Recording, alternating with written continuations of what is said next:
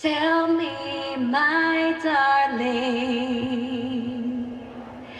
if you knew fate would betray and cause forever to elude Safe naman siguro tayo dito no? Safe. Hindi ko nakalang magagamit ko yung salitang yun dito. Would you still love me today?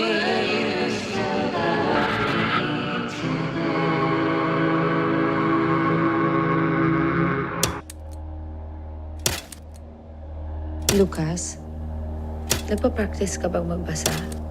Gusto ko lang po malaman kung ano po magyayari dito. Alam mo ba kung bakit nagagalit yung magulang niya sa kanya? Nalaman kasi nila na nagsisinungaling siya.